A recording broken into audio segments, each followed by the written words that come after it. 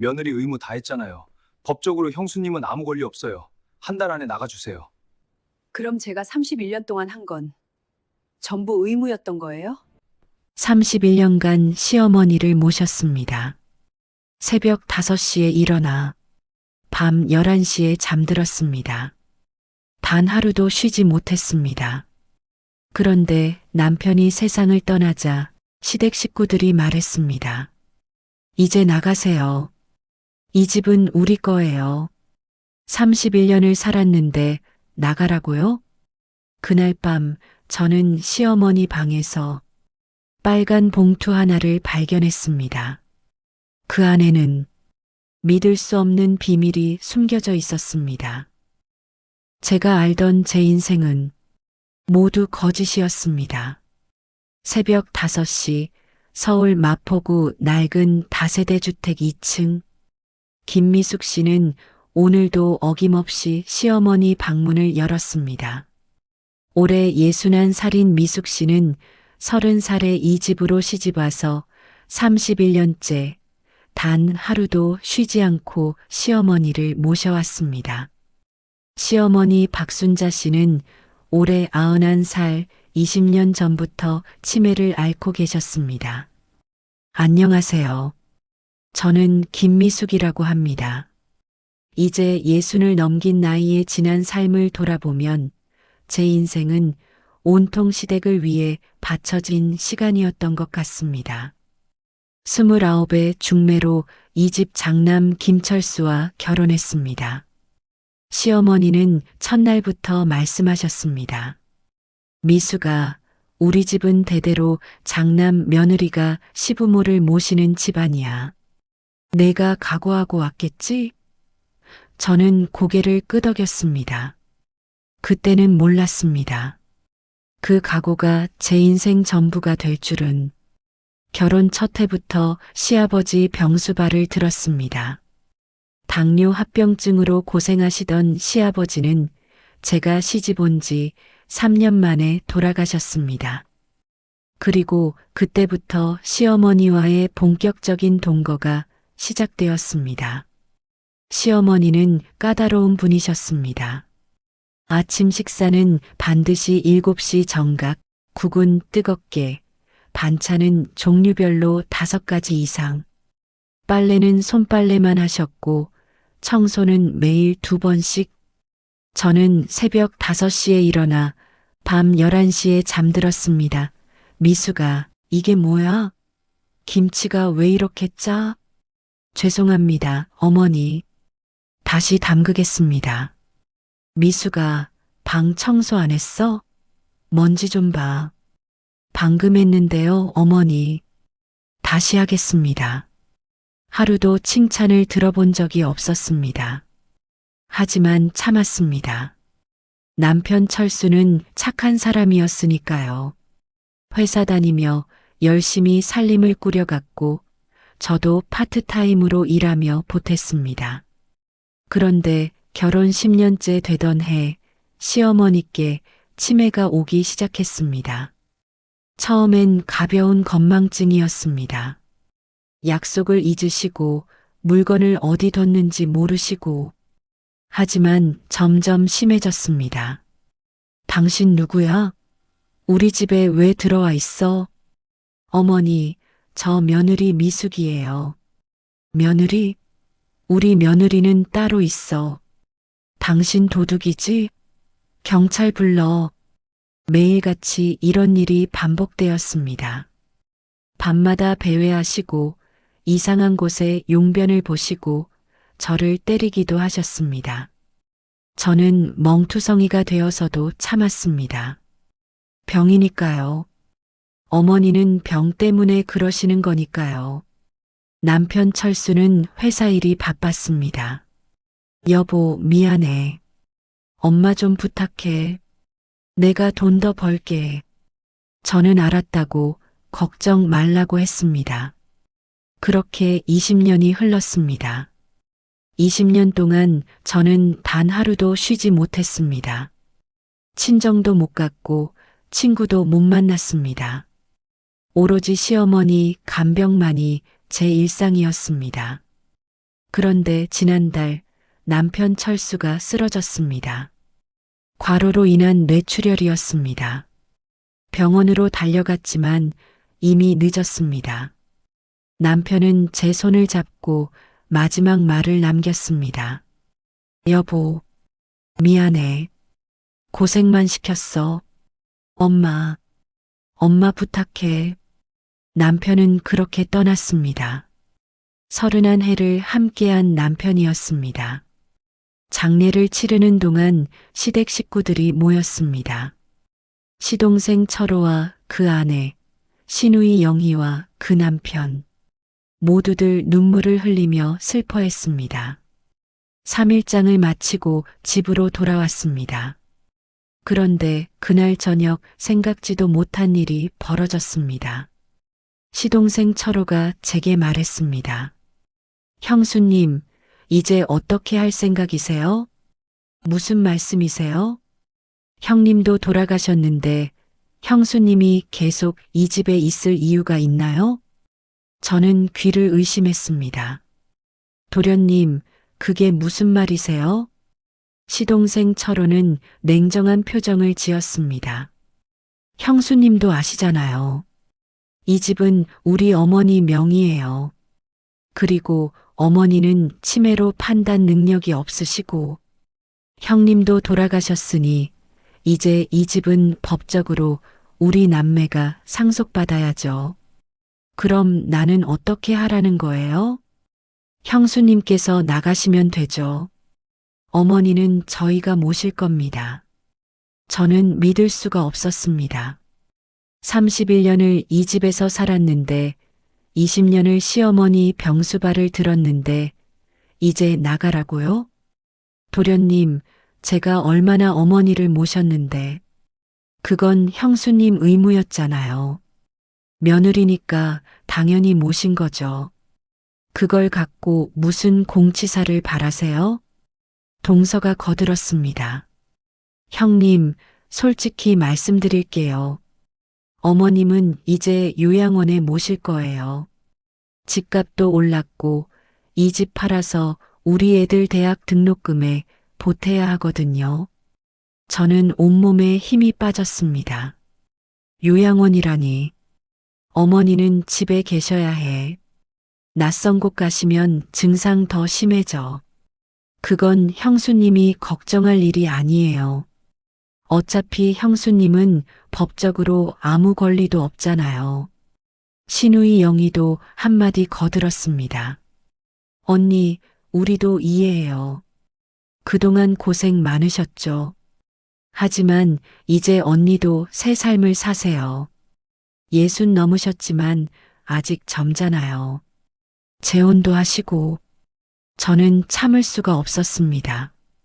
도련님, 아가씨, 두 분 어렸을 때 누가 키웠어요? 내가 밥 해주고 빨래해주고 학교 준비물 챙겨주지 않았어요? 그래서요? 그게 형수님 의무 아니었어요? 큰 집 며느리면 당연히 해야 하는 거 아니에요?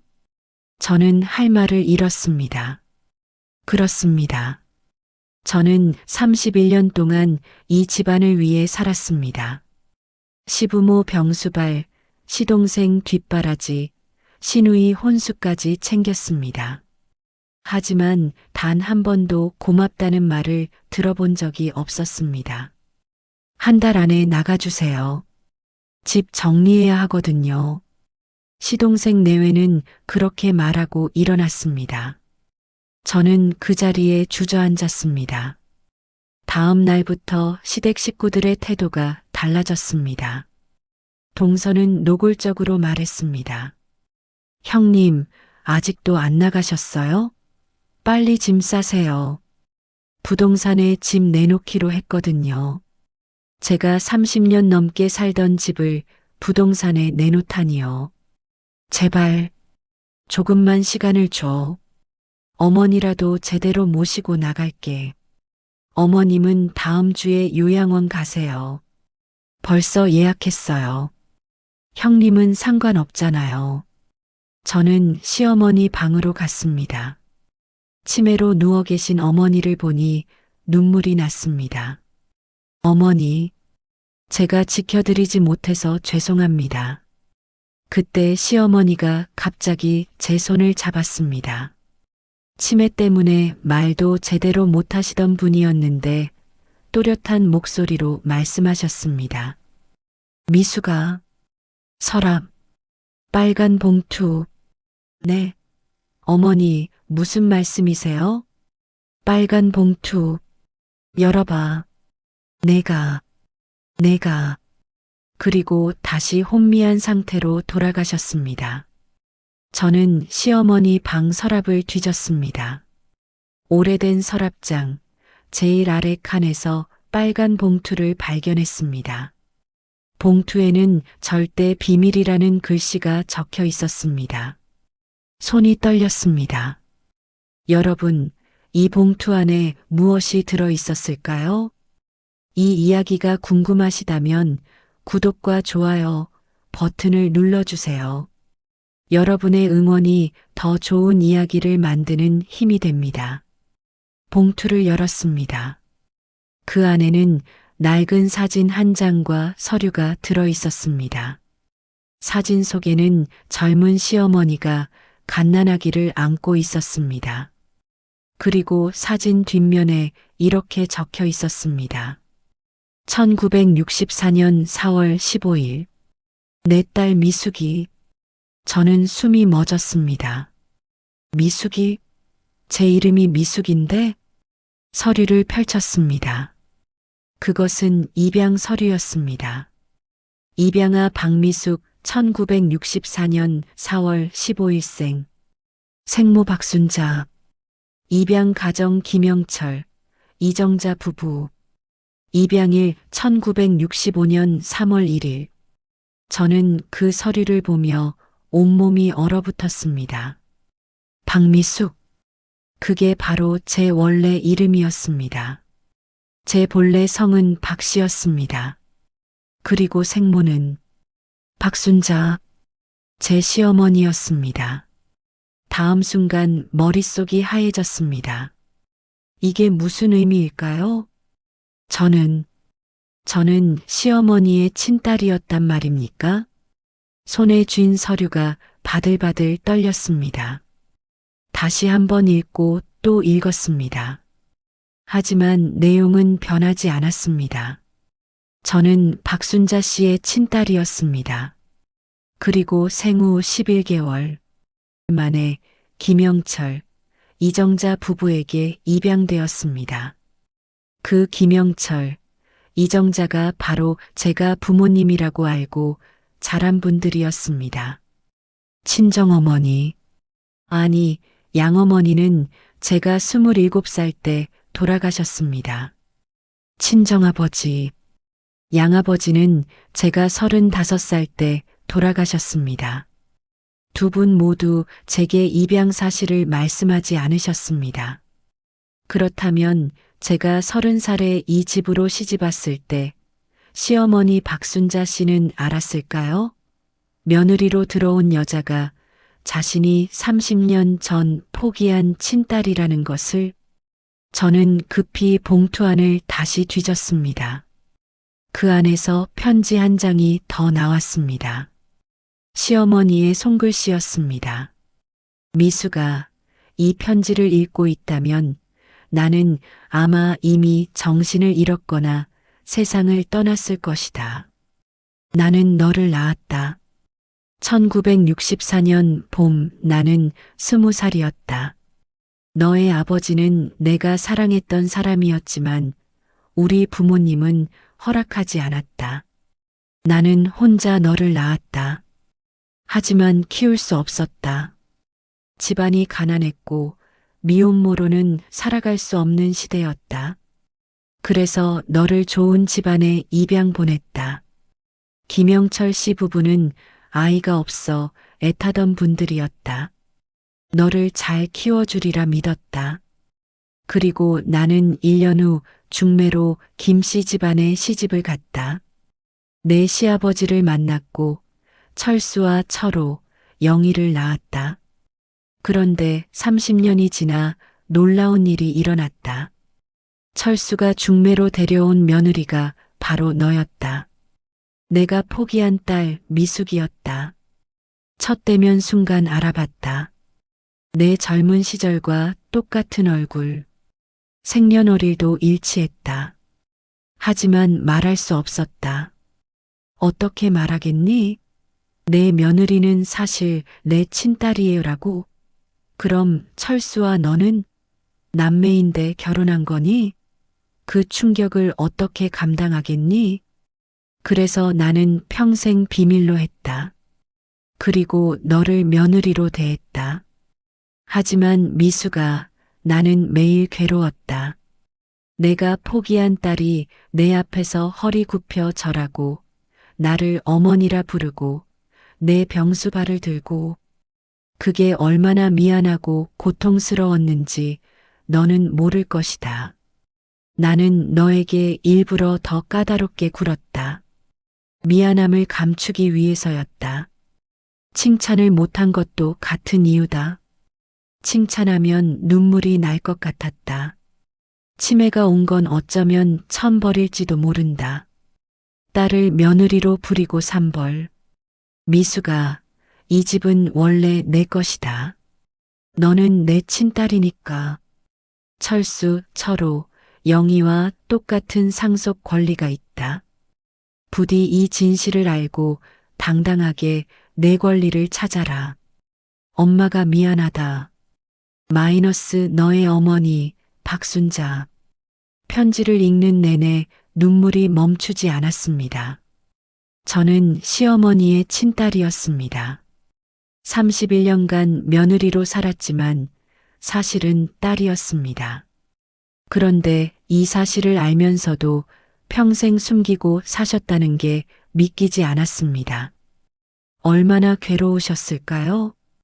그리고 더 충격적인 사실은 제가 결혼한 철수는 제 이복 오빠였다는 것입니다. 피는 섞이지 않았지만 같은 어머니에게서 태어난 오빠였습니다. 저는 주저앉아 한참을 울었습니다. 제 인생이 송두리째 흔들렸습니다. 다음 날 시동생이 다시 찾아왔습니다. 형수님, 짐은 다 쌌어요? 이번 주 안으로 나가셔야 하는데. 저는 그 편지와 서류를 꺼내 들었습니다. 도련님, 이것 좀 보세요. 뭔데요? 시동생은 서류를 받아들고 읽기 시작했습니다. 그의 얼굴이 점점 굳어졌습니다. 이게 뭡니까? 나는 어머니의 친딸이야. 너희들과 같은 상속 권리가 있어. 시동생은 비웃었습니다. 말도 안 돼요. 이게 진짜라는 증거가 어디 있어요? 형수님이 조작한 거 아니에요? 조작이라니. 어머니 손글씨잖아. 손글씨야 얼마든지 흉내 낼 수 있죠. 그리고 설령 진짜라 해도 입양 간 사람은 법적으로 입양 가족의 자식이에요. 친생 부모한테는 상속권이 없어요. 저는 그 말에 충격을 받았습니다. 정말 그런가요? 그리고 형수님, 잘 생각해 보세요. 이게 사실이면 형수님은 우리 형과 남매인데 결혼한 거예요. 근친혼이라고요. 세상에 알려지면 어떻게 되겠어요? 저는 할 말을 잃었습니다. 차라리 조용히 나가시는 게 형수님한테도 좋을 거예요. 이런 추잡한 일이 세상에 알려지면 형수님만 손해예요. 시동생은 그렇게 말하고 나가버렸습니다. 저는 그 자리에 멍하니 서 있었습니다. 정말 제가 아무 권리도 없는 걸까요? 그날 밤 저는 잠을 이룰 수 없었습니다. 시동생의 말이 머릿속에서 맴돌았습니다. 입양 간 사람은 친생 부모에게 상속권이 없다는 말. 정말 그럴까요? 다음 날 아침 저는 무료 법률 상담소를 찾아갔습니다. 나이 지긋한 변호사님께 사정을 설명했습니다. 변호사님, 제가 제가 친어머니에게 상속받을 권리가 없나요? 변호사님은 서류를 검토하며 말씀하셨습니다. 일반적으로는 입양으로 친족 관계가 단절됩니다. 하지만 이 경우는 특별합니다. 특별하다니요? 어머님께서 며느리로 맞이할 때 이미 친딸임을 알고 계셨다는 증거가 있습니다. 이 편지가 그 증거입니다. 그리고 며느리 신분으로 30년간 어머님을 봉양했다는 사실도 중요합니다. 그럼 제가 상속받을 수 있나요? 법적으로는 복잡합니다. 하지만 도의적으로 그리고 실질적 기여도를 고려하면 충분히 주장할 수 있습니다. 특히 어머님의 유언장이 있다면 더욱 확실합니다. 유언장이요? 이 편지가 일종의 유언장이 될 수 있습니다. 어머님께서 명확히 이 집은 내 것이라고 적으셨으니까요. 저는 희망을 갖기 시작했습니다. 하지만 변호사님은 덧붙였습니다. 다만 미숙 씨 각오하셔야 합니다. 이 사실이 알려지면 많은 일이 일어날 겁니다. 고인이 된 남편분과의 관계도 문제가 될 수 있고 알고 있습니다. 하지만 이제 더 이상 숨기고 싶지 않습니다. 31년간 억울하게 살았습니다. 이제는 당당하게 제 권리를 찾고 싶습니다. 변호사님은 고개를 끄덕였습니다. 알겠습니다. 그럼 제가 도와드리겠습니다. 먼저 가족관계 증명서를 떼어보고 DNA 검사도 진행해야 합니다. 며칠 후 DNA 검사 결과가 나왔습니다.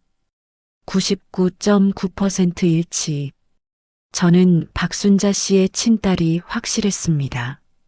변호사님은 공식 문서를 작성했습니다. 그리고 시댁 식구들에게 내용 증명을 보냈습니다. 김미숙은 고 박순자의 친딸로 법적 상속권을 주장함. 재산 분할 협의를 요청함. 사흘 후 시동생 내외가 불같이 화를 내며 찾아왔습니다. 형수님, 이게 무슨 짓이에요? 나는 내 권리를 찾는 거야. 권리? 무슨 권리요? 형수님은 며느리잖아요. 나는 딸이야. 어머니의 친딸이라고. 동서가 소리쳤습니다. 그럼 형님은 아주버님이랑 남매였다는 거잖아요. 그런 추잡한 일을 세상에 떠벌리겠다는 거예요? 추잡한 건 너희들이야. 31년간 시어머니 모신 며느리를 쫓아내려는 게 더 추잡하지. 며느리 의무 다한 거잖아요. 그게 왜 상속권이 돼요? 며느리가 아니라 딸이니까. 나는 어머니를 20년간 간병했어. 너희들은 뭐 했어? 명절 때 얼굴 한번 비치는 게 다였잖아. 신우이 영희도 끼어들었습니다. 언니, 아니 미숙 씨. 우리 어머니 재산이 얼마나 되는지 알아요? 이 집 시세만 15억이에요. 그 돈 노리고 이러는 거죠? 돈? 내가 돈이 필요해서 31년간 고생했을 것 같아? 나는 그냥 인정받고 싶을 뿐이야. 내가 이 집안의 일원이라는 걸, 내가 어머니의 딸이라는 걸. 그럼 DNA 검사 다시 해요. 우리는 못 믿겠어요. 좋아. 다시 해. 몇 번이든 해줄게. 며칠 후 법원 감정으로 다시 DNA 검사가 이루어졌습니다. 결과는 똑같았습니다. 99.9% 친자 확률. 시댁 식구들은 충격에 빠졌습니다. 그리고 태도가 180도 바뀌었습니다. 시동생이 찾아와 말했습니다. 누나, 아니 형수님, 죄송합니다. 제가 너무 심했습니다. 이제 와서 태도 바꿔봤자 소용없어. 그래도 형수님이 우리 어머니 친딸이라니 믿기지가 않네요. 나도 믿기지 않아. 31년간 며느리로 살았는데 알고 보니 딸이었다니. 신우이 영희도 찾아왔습니다. 언니, 그동안 제가 너무했어요. 용서해 주세요. 하지만 저는 쉽게 용서할 수 없었습니다. 31년간 쌓인 서러움이 하루아침에 사라지지는 않았습니다. 법원에서 재산 분할 조정이 시작되었습니다. 시어머니 박순자 씨는 여전히 치매로 누워 계셨고 의사 소견서에 따르면 판단 능력이 전혀 없는 상태였습니다. 조정위원이 물었습니다. 피상속인 박순자 씨의 재산은 다음과 같습니다. 부동산 15억, 예금 3억, 총 18억 원. 상속인은 김미숙, 김철호, 김영희 3인입니다. 망 김철수의 상속분은 배우자 김미숙에게 승계됩니다. 시동생 철호가 손을 들었습니다. 잠깐만요. 김미숙 씨가 2번 상속받는 게 말이 됩니까? 친딸로도 받고 며느리로도 받고. 변호사님이 대답했습니다. 법적으로 문제 없습니다. 김미숙 씨는 친딸로서 3분의 1 망 김철수의 배우자로서 망인의 상속분을 받을 권리가 있습니다.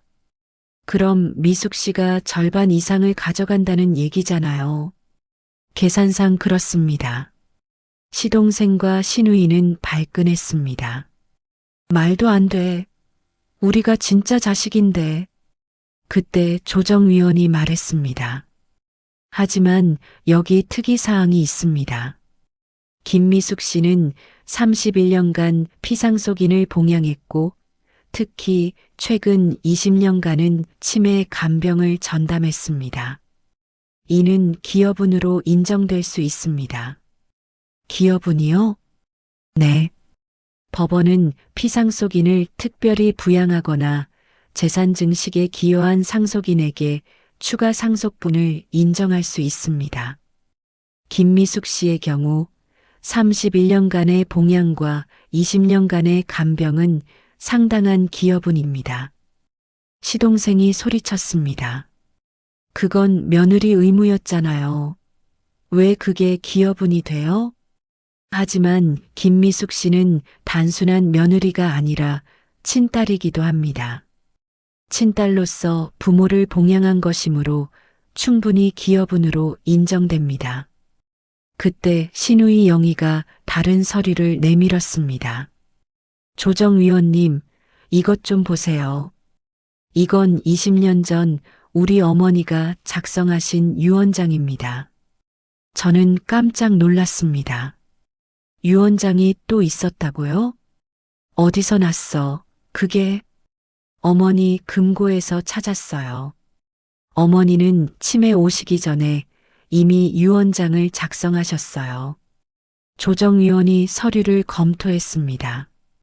유언장 내용은 다음과 같습니다.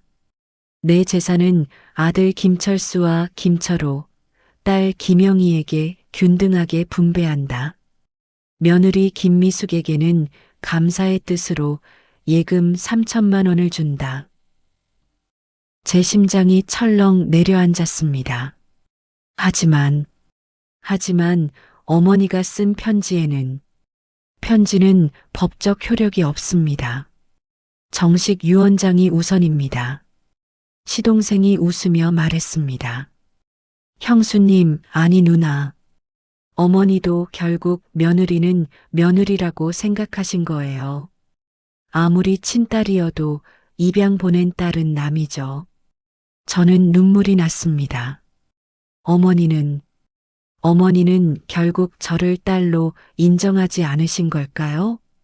하지만 이 유언장은 DNA 검사 전에 작성된 것입니다. 어머니께서 제가 친딸임을 공식적으로 확인하시기 전이에요. 그래도 유언장은 유언장입니다. 변호사님이 나섰습니다. 조정위원님, 그러나 이 유언장 작성 후에 피상속인이 작성한 편지에는 이 집은 내 것이라고 명확히 적혀 있습니다. 이는 유언장 변경 의사로 볼 수 있습니다. 하지만 그 편지는 법적 요건을 갖추지 못했습니다. 증인도 없고 공증도 안 되어 있습니다. 조정은 난항을 겪었습니다. 그때 시어머니를 모시던 요양보호사가 전화를 했습니다. 미숙 씨, 어머님이 깨어나셨어요. 정신이 또렷하세요. 저는 급히 병원으로 달려갔습니다. 시어머니는 침대에 반쯤 일어나 앉아 계셨습니다. 20년 만에 처음 보는 또렷한 눈빛이었습니다. 어머니, 미수가, 내 딸. 시어머니는 제 손을 잡았습니다. 미안하다. 평생 미안하게 살았다. 내가 내 딸인데 며느리로 부리고. 어머니, 괜찮아요. 다 이해해요. 아니야. 내가 나빠. 용서해다오. 시동생과 시누이도 병실로 들어왔습니다. 시어머니는 그들을 보며 말씀하셨습니다. 철호야, 영희야. 미숙이는 너희 누나야. 내 첫째 딸이야. 어머니, 나는 미숙이에게 빚을 졌어. 31년간 내가 못 준 사랑을 미숙이가 나한테 다 줬어. 고마워, 미숙아. 시어머니는 그렇게 말하고 다시 눈을 감았습니다. 그리고 그것이 마지막이었습니다. 시어머니 박순자 씨는 그날 저녁 조용히 숨을 거두셨습니다. 지금까지 들어주셔서 감사합니다. 아직 구독하지 않으신 분들은 구독 버튼을 꼭 눌러주세요. 매주 새로운 이야기로 찾아뵙겠습니다. 시어머니의 장례식이 치러졌습니다. 많은 사람들이 찾아왔습니다. 그리고 제 정체도 알려지기 시작했습니다. 저 여자가 며느리이면서 친딸이래. 세상에, 그럼 남편이랑은 남매였다는 거 아냐? 정말 이상한 집안이네. 수군거림이 들렸습니다. 하지만 저는 더 이상 숨지 않기로 했습니다. 장례를 마치고 다시 재산 분할 문제가 떠올랐습니다. 시동생 철호가 찾아왔습니다. 누나, 솔직히 말할게요. 우리 엄마가 마지막에 뭐라고 하시든 유언장이 우선이에요. 누나는 3천만 원만 받으세요. 철호야, 어머니가 마지막으로 하신 말씀 못 들었니? 들었죠. 하지만 그건 치매 환자의 창난 상태에서 한 말이에요. 법적 효력 없어요. 내가 정말 그렇게 생각해? 누나도 현실을 봐요. 누나는 입양 간 사람이에요. 법적으로 우리 가족이 아니에요. 그리고 설령 친딸이라 해도 며느리로 들어온 순간부터 그 권리는 포기한 거예요. 시누이 영희도 거들었습니다. 언니, 우리도 이해해요.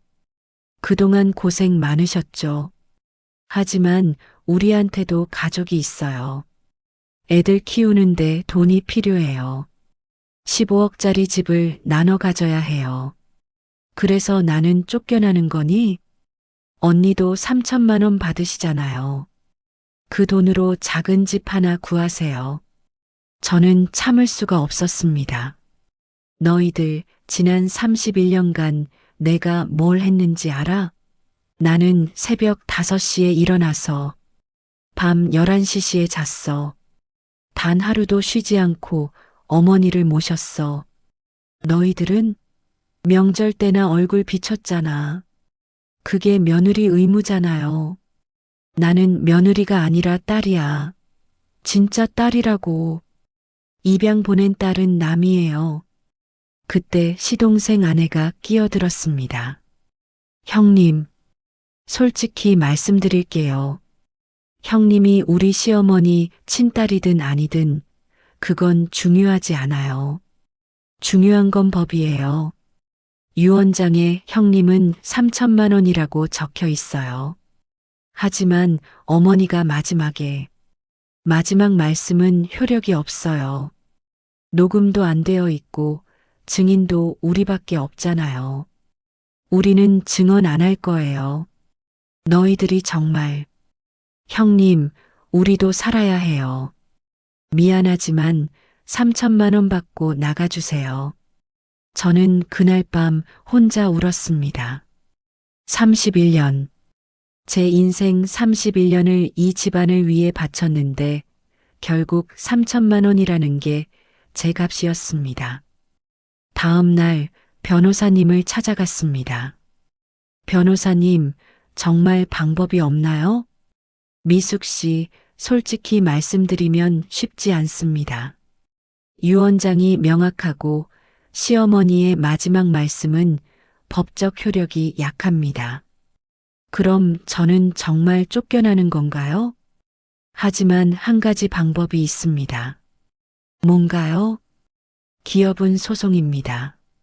미숙 씨가 31년간 시어머니를 봉양하고 20년간 간병한 것은 명백한 기여입니다. 이를 법원에서 인정받으면 추가 상속분을 받을 수 있습니다. 얼마나 받을 수 있나요? 경우에 따라 다르지만 최대 50%까지 가능합니다. 미숙 씨의 경우 기여도가 상당하니 충분히 인정받을 수 있습니다. 저는 결심했습니다. 소송을 하기로. 하지만 시댁 식구들은 더욱 악랄하게 나왔습니다. 시동생이 제게 말했습니다. 누나, 소송하시겠다고요? 좋아요. 그럼 우리도 각오하고 나가겠어요. 무슨 뜻이야? 누나가 우리 형이랑 남매인데 결혼했다는 사실 세상에 다 알릴 거예요. 언론에도 제보하고 동네방네 소문내고 누나도 못 살게 만들 거예요. 너희들이 정말. 우리도 살아야 하니까요. 누나가 물러서지 않으면 우리도 끝까지 갈 거예요. 저는 협박당하고 있었습니다. 하지만 더 이상 물러설 수 없었습니다. 재판이 시작되었습니다. 법정에는 시동생, 시누이와 그 가족들이 모두 나와 있었습니다. 판사가 물었습니다. 원고 김미숙 씨, 기업은 청구 이유를 말씀해 주십시오. 저는 떨리는 목소리로 말했습니다. 저는 31년간 시어머니 박순자를 봉양했습니다. 그중 20년은 치매 간병이었습니다. 단 하루도 쉬지 않았습니다. 제 삶 전부를 어머니를 위해 바쳤습니다. 피고 측은 시동생 변호사가 나섰습니다. 김미숙 씨는 며느리였습니다. 며느리로서 시어머니를 봉양한 것은 당연한 의무입니다. 이것이 기여분이 될 수는 없습니다. 하지만 김미숙 씨는 친딸이기도 합니다. 친딸이지만 입양으로 친족 관계가 단절되었습니다. 그리고 며느리로 들어온 이상 며느리의 의무를 다한 것입니다. 재판은 계속되었습니다. 저는 31년간의 생활을 하나하나 증언했습니다. 새벽 5시에 일어나 아침 준비를 했습니다. 어머니는 아침 7시 정각을 원하셨습니다. 국은 뜨겁게, 반찬은 5가지 이상. 조금이라도 마음에 안 들면 다시 해야 했습니다. 빨래는 모두 손빨래였습니다. 어머니가 세탁기를 믿지 않으셨거든요. 겨울에도 찬물에 손이 트도록 빨래를 했습니다. 치매가 오신 후에는 더 힘들었습니다. 밤마다 배회하시고 저를 못 알아보시고 때리시기도 했습니다. 하지만 저는 참았습니다. 병이니까요. 제 증언을 듣던 방청객들이 눈물을 훔쳤습니다. 그러나 시동생 측 증인이 나왔습니다. 김미숙 씨는 집에서 월급을 받았습니다. 매달 150만 원씩 생활비를 받았습니다. 그것도 기여분에서 제해야 합니다. 그 돈이 생활비였나요? 제가 받은 돈으로 집안 살림을 모두 꾸렸어요. 식비, 공과금, 어머니 병원비까지. 제 개인 용도로 쓴 돈은 한 푼도 없었어요. 재판은 몇 주간 계속되었습니다. 그리고 그 과정에서 시동생은 약속대로 언론에 제보했습니다. 며느리가 친딸이었다. 충격적인 가족 비밀. 신문 기사가 나갔습니다. 동네 사람들이 수군거리기 시작했습니다. 저 여자 시아들이랑 남매였대. 세상에 그런 집안도 있구나. 부끄럽지도 않나. 저는 집에서 나오기가 힘들었습니다. 사람들의 시선이 따가웠습니다.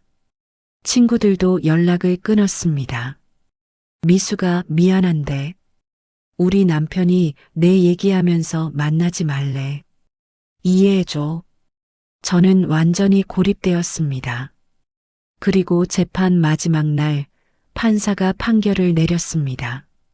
원고 김미숙의 기여분을 인정한다. 31년간의 봉양과 20년간의 간병은 특별한 기여로 판단된다. 따라서 기여분으로 재산의 30%를 추가 지급한다. 저는 눈물을 흘렸습니다. 인정받았습니다. 제 31년이 인정받았습니다. 따라서 최종 상속분은 다음과 같다. 김미숙 40%, 김철호 30%, 김영희 30%, 40%. 저는 18억 중 7억 2천만 원을 받게 되었습니다. 시동생과 시누이는 분노했습니다. 말도 안 돼. 항소할 거예요. 하지만 판사는 단호했습니다. 판결은 확정되었습니다. 항소하셔도 결과는 크게 달라지지 않을 것입니다. 재판이 끝나고 법정을 나오는데 시동생이 제 앞을 막았습니다. 누나 만족해요? 철호야. 누나 때문에 우리 가족이 다 망가졌어요. 언론에 나오고 동네에서 손가락질 당하고 다 누나 때문이에요. 내가 뭘 잘못했니? 나는 그냥 내 권리를 찾은 거야. 권리? 누나는 남이에요. 입양 간 순간부터 남이었어요. 나는 어머니의 딸이야. 너희들과 똑같은 딸이라고. 절대 인정 못해요. 누나는 우리 가족이 아니에요. 영원히. 시동생은 그렇게 소리치고 떠나갔습니다. 시누이 영희도 차갑게 말했습니다. 언니, 돈은 받으셨으니 됐죠? 이제 우리 앞에 나타나지 마세요. 언니 얼굴 보기 싫어요. 그들은 모두 떠났습니다. 저는 법원 계단에 혼자 앉았습니다. 이겼습니다. 법적으로는 이겼습니다. 하지만 왜 이렇게 허전할까요? 왜 이렇게 쓸쓸할까요? 7억 2천만 원. 제 31년의 값은 그것이었습니다. 판결 후 6개월이 지났습니다. 저는 7억 2천만 원으로 작은 아파트를 하나 샀습니다. 경기도 부천의 조용한 동네 25평짜리 아파트였습니다. 31년 만에 처음으로 제 이름으로 된 집이었습니다. 남은 돈은 은행에 예금했습니다. 이자로 생활하기에 충분한 금액이었습니다. 어느 날 시어머니 산소를 찾아갔습니다. 시동생 식구들이 마련한 묘지였습니다. 저는 혼자 찾아갔습니다. 어머니, 저 왔어요. 묘비에는 이렇게 적혀 있었습니다. 박순자 1933년부터 2025년. 사랑하는 어머니, 영면하소서. 마이너스 자식 일동. 자식 일동에 제 이름은 없었습니다. 시동생들이 제 이름을 빼버린 것이었습니다. 저는 쓴웃음을 지었습니다. 어머니, 저는 끝내 딸로 인정받지 못했네요. 법적으로는 이겼지만 가족으로는 인정받지 못했어요. 바람이 불었습니다. 하지만 어머니 후회하지 않아요. 31년간 어머니를 모신 시간, 그게 제 의무였든 사랑이었든 저는 최선을 다했어요. 그것만으로도 충분해요. 묘지를 나오며 뒤돌아봤습니다. 시어머니의 무덤이 작아졌습니다. 집으로 돌아오는 길 마트에 들렀습니다. 장을 보며 문득 깨달았습니다. 31년 만에 처음으로 제가 먹고 싶은 것을 사고 있다는 것을. 시어머니는 국을 싫어하셨지만 저는 국을 좋아했습니다. 시어머니는 나물을 좋아하셨지만 저는 고기를 좋아했습니다. 하지만 31년간 저는 제가 좋아하는 것을 먹어본 적이 없었습니다. 오늘 저녁은 제가 좋아하는 김치찌개를 끓였습니다. 삼겹살을 듬뿍 넣었습니다. 혼자 먹는 저녁이었지만 이상하게 행복했습니다. 며칠 후 우편함에 편지 한 통이 왔습니다. 신우이 영이었습니다. 그동안 정말 죄송했습니다. 저희가 너무 이기적이었어요. 언니가 31년간 우리 어머니를 얼마나 헌신적으로 모셨는지 이제야 깨닫습니다. 사실 요즘 제 시어머니를 모시고 있는데 정말 힘들더라고요. 그제야 언니 마음을 조금이나마 이해할 수 있었어요. 언니를 다시 가족으로 받아들일 수 있을지는 모르겠어요. 솔직히 아직도 복잡해요. 하지만 언니가 우리 어머니의 딸이라는 건 인정합니다. 언젠가 언니를 다시 만날 용기가 생기면 연락드릴게요, 영희. 저는 편지를 읽고 눈물을 흘렸습니다. 용서일까요? 아니면 또 다른 시작일까요? 잘 모르겠습니다. 하지만 괜찮습니다. 오늘 저는 아침에 늦잠을 잤습니다. 7시가 아니라 9시에 일어났습니다. 아무도 저를 깨우지 않았습니다. 아무도 저를 재촉하지 않았습니다. 오늘 저는 친구를 만났습니다. 31년 만에 처음으로 친구와 차를 마셨습니다. 오랜만에 웃었습니다. 오늘 저는 영화를 봤습니다. 31년 만에 처음으로 영화관에 갔습니다. 혼자였지만 외롭지 않았습니다. 오늘 저는 자유입니다. 31년간 며느리로 살았습니다. 그리고 알고 보니 딸이었습니다. 하지만 이제 저는 그 어떤 것도 아닙니다. 저는 그냥 김미숙입니다. 61살, 이제 막 제 인생을 시작하는 여자입니다. 며느리도 딸도 아닌 오롯이 저 자신으로 살아갈 것입니다. 시어머니께서 마지막에 하신 말씀이 떠오릅니다. 미수가 고마워.